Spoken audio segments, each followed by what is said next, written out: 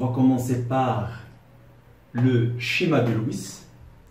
Lorsqu'on dit schéma de Lewis, ça veut dire quoi? Ça veut dire représentation dans le plan de dimension d'une molécule en montrant les différentes liaisons qui se trouvent entre les atomes.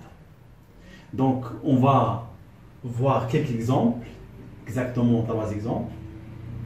Je commence par le premier exemple. Il s'agit d'une molécule BF3, c'est-à-dire trifluorure de bore. Il est constitué, cette molécule, de 4 atomes en total, 3 de fluor et 1 atome de bore. Pour le fluor, Z égale à 9, c'est-à-dire le numéro atomique égale à 9. Si on fait la configuration électronique en respectant les 3 règles de remplissage, vous pouvez schématiser la couche de valence avec cette façon. 2S contient un doublet, et la même chose pour 2px, 2py, et finalement 2pz contient un seul électron célibataire. Donc je peux représenter la couche de valence autour de l'atome de fluor sous forme de 3 doublets et un électron célibataire. Si on fait la même chose pour l'atome de bore, qu'est-ce qu'on va voir? On va voir dans 2p un doublet, c'est-à-dire 2 électrons, spin up, spin down, et un électron célibataire dans 2p. C'est-à-dire, la représentation de la couche de valence se fait avec un doublet et un électron célibataire. Avec cette façon, je ne peux pas faire 3 liaisons avec l'atome de bore. Donc, qu'est-ce qu'on va faire? Bon, c'est pas nous qui va faire, c'est au sein de la réaction chimique. Il y a une excitation, c'est-à-dire cet électron va passer à un niveau supérieur et comme ça, on peut avoir 3 électrons célibataires. C'est-à-dire, on va effacer cet électron, spin down, et on va le représenter ici avec spin up. Et comme ça, la couche de valence de l'atome de bore contient 3 électrons célibataires au lieu d'un doublet et un électron célibataire. Donc voilà le bore avec 3 électrons célibataires. Comme ça, on peut expliquer la formation de 3 liaisons avec les atomes de fluor.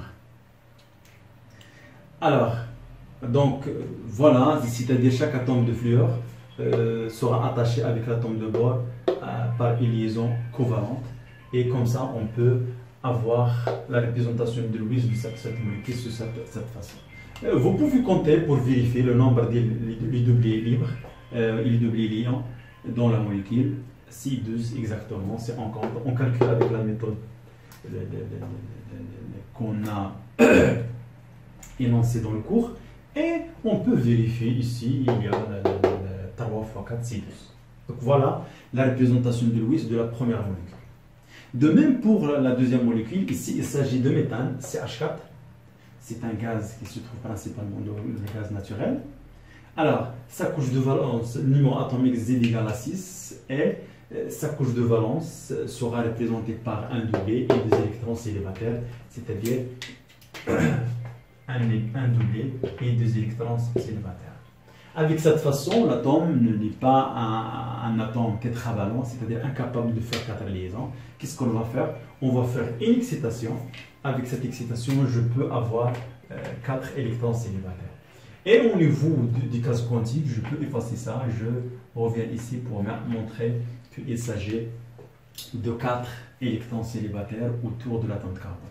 Et chaque atome d'hydrogène sera attaché d'un côté pour former principalement la représentation de Lewis ou bien le schéma de Lewis de méthane.